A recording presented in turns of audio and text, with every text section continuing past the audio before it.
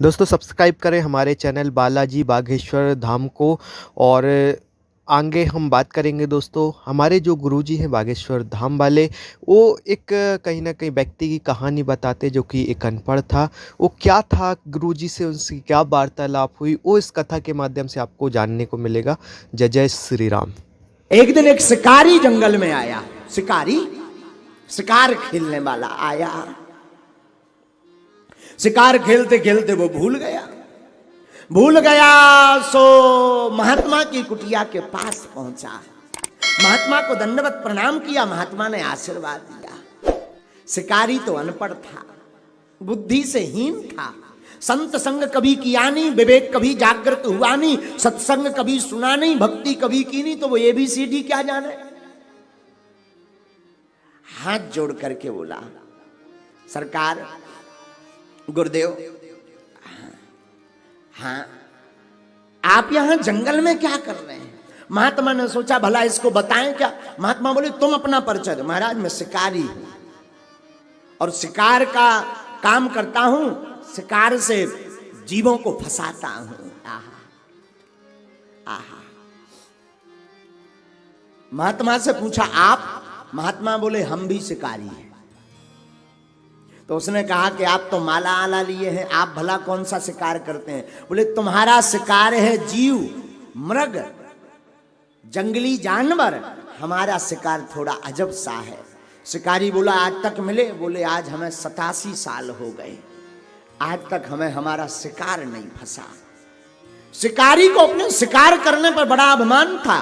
शिकारी कहता है महाराज मैं वचन आपको देता हूं, हम आपके शिकार को पकड़ करके लाएंगे। आप तो हुलिया बताओ वो दिखता कैसा है, दिखने में कैसा है आपका शिकार? तो महात्माओं का शिकार कोई जानवर नहीं होता, साधु का भक्त का शिकार तो गोविंद होता है। महात्मा बोले हमारा जो शिकार है उसका रूप तो सुनो। कस्तूरी तिलकम ललाट पटले वक्षस्थले कौस्तुभम नासाग्रे वरमौक्तिकं करतले वेणुकरे सर्वांगे हरिचंदनं सुललितं कंठे च मुक्तावली गोपस्त्री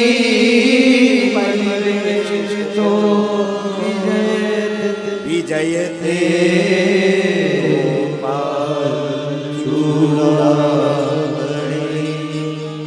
हमारा जो शिकार है भैया, उसके माथे पर मोर मुकुट है, हाथ में बांसुरी है, उसका स्वरूप में मस्तक पर कस्तूरी तिलक है, नीले अंबर की भांति उसका रूप है।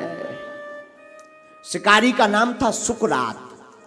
सुकरात नाम के शिकारी ने महात्मा से कहा गुरुदेव चिंता मत करो, मैं आपको वचन देता हूं, जब तक मैं आपके शिकार को पकड़ नहीं लूंगा जल नहीं पीऊंगा, अन्न जल ग्रहण नहीं करूंगा, मैं पकड़ करके लाऊंगा। कहां मिलेगा आपका शिकार? है वो तो सर्वत्र है। हाथ में उसने जाल लिया और जाल लेकर के सुकरात नाम का शिकारी जंगल में दो वृक्षों के बीच में जाल बांध करके वृक्ष के नीचे बैठ गया। कभी वृक्ष के ऊपर चढ़े, कभी यहां देखे, कभी वहां देखे, पर वो शिकार दिखाई ना पड़े। सांवला सा मोर मुकुट पहने, हाथ में बांसुरी लिए, नील अंबर की भांति जिसका स्वरूप है, जो मुस्कुराता बड़ा प्यारा है, ऐसा शिकार उसे दिखाई नहीं पड़ा। उसने तो प्रण लिया था न जल पीऊंगा न अन्न खाऊंगा। दिन भर हो गई, रात हो गई, 2 दिन गुजर गए याद में, इंतजार में, शिकार नहीं आया। 3 दिन बीत गए, अब तो शरीर जर्जर होने लगा, शरीर में जल ना जाने के कारण उठ नहीं पा रहा, देख भी नहीं पा रहा, बार बार आंखें बंद हो रही, आंखें बुझ रही, फिर भी इंतजार है उस शिकार का जो मोर मुकुट पहनता है, जो बांसुरी बजाता है। बार बार इंतजार करता, देखता, अपने आप को ताकत में लाता, बार बार भगवान से कहता है प्रभु उन महात्मा का शिकार आ जाए। वो जो जीव है ना, जो मोर मुकुट पहनता, वो जो जीव, एक धोखे से क्या हुआ, एक तब तक मयूर निकला सामने से, तो दूर से वो ठीक से देख नहीं पाया, उसको लगा कि यही शिकार है, लेकिन गौर से देखा मोर पंख तो है परंतु बांसुरी नहीं है। वो तो कह रहे थे नीला है, बांसुरी लिए रहता, कटीली नेत्र है, कटाक्षमय नेत्र है, लाल लाल उसके होंठ हैं, कपोल एकदम गोल गोल है, उसका गला एकदम शंख की भांति है, उसकी भुजाएं एकदम किसी बलवान योद्धा की भांति है, उसकी मुस्कुराहट सूर्य की चंद्रमा की चांदनी की भांति ललायत है। वो इतना दिव्य है, इतना कमनीय है, इतना सुंदर है, इतना मनोहर है, इतना रमणीक है, इतना सुहद है, इतना रम्य है, इतना आनंदित भाव वाला स्वरूप है उसका, विग्रह है उसका, छवि है उसकी, इमेज है उसकी। बड़ा गदगद होता, बार बार मंथन करता, पर वो शिकार नहीं मिल रहा। 3 दिन बीत गए, अब रोने लगा, उसे लगा हमने प्रण लिया प्रण तो टूटेगा नहीं, लगता है अब ये अंतिम शिकार की याद में प्राण छूट जाएंगे, अब जी पाना मुश्किल है। अपने माता पिता को उसने याद किया, भगवान को तो ज्यादा मानता नहीं थे, पर थोड़ा थोड़ा भगवान को मानता। देखो व्यक्ति कितना भी नास्तिक हो, पर थोड़ा थोड़ा तो आस्तिक होता है।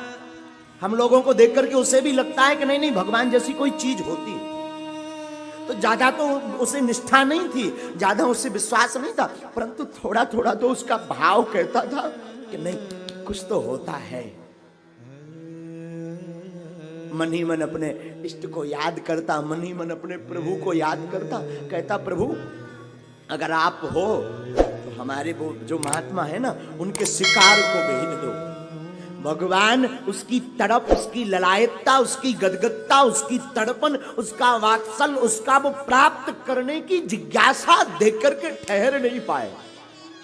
महाराज कथा कहती है तत्क्षण 4 दिन की सांझ ढलने वाली थी, उसकी आंखें बार बार बंद होने वाली थी, रात्रि की घटा छाने वाली थी, प्राण पखेरु उड़ने वाले थे, तब तक श्याम सुंदर मनमोहन मुरारी हाथ में बांसुरी लिए हुए, मोर मुकुट पहने हुए, नीलांबर धारी हमारे युगल सरकार आकर के उसके जाल में फंस गए। जो जगत को अपने जाल में फंसाए, जिससे जगत बना हुआ, वो गोविंद शिकारी के जाल में आकर के फंस गया। और उसने देखा हो मिल गया मिल गया मिल गया। तुरंत उसकी जो शरीर की जो कमजोरी थी, जो शून्यपन था, जो शीतलता थी, जो उसके शरीर में आलस आ रहा था, वो प्रमाद भग गया, वो आमोद भग गया, वो कमजोरी भाग गई। उसने गांठ लगाई, बहुत दिन बाद मिले हो माय डियर, और गांठ लगा करके ऐसा लटकाया। भगवान बोले भाई साहब धीरे ले जाना, कहीं पटक मत देना। शिकारी कहता पटकूंगा मैं तो कुचलूंगा, क्यों 4 दिन से प्यासा मर रहा हूं, तू बड़ा चालाक नंबर 1 का शिकार है, बड़ी मुश्किल से मिला, मेरे गुरुजी को 87 वर्ष तूने पागल बना रखा। लेकर के गया, गुरुजी के चरणों में डाल दिया, गुरुदेव ये आपका शिकार। गुरुदेव ने जैसे ही देखा जाल में गोविंद बंधी, गुरुदेव की आंखें डबडबा गई, तुरंत जाल को काटा, शिकारी को डांटा। शर्म नहीं आती, ये जगतपति है। गुरुदेव आपने ही तो कहा था हमारा शिकार लाना। अरे हमने तो यूं कह दिया था, लेकिन ठाकुर के चरण पकड़ के गुरुदेव बोले प्रभु एक बात पूछूं? हाँ पूछो। हमें आज 87 वर्ष हो गए, हमारे जाल तो दूर की बात चित्त में भी नहीं आए, तुम इसके तो जाल में फंस कर आ गए। आखिर कारण क्या है? इसने ऐसा कौन सा मंत्र बोल दिया, ऐसी कौन सी पूजा दे दी आपको, ऐसा कौन सा लालच दे दिया, ऐसी कौन सी साधना कर ली जो इसके जाल में फंस कर आ गए? भगवान कहते अरे महाराज इसने कोई मंत्र नहीं बोला, इसने कोई पूजा नहीं की, इसके अंदर जो हमें प्राप्त करने की ललकता थी वो अद्भुत थी, हम उसे देख करके इसके जाल में फंस गए। सब्सक्राइब करें चैनल।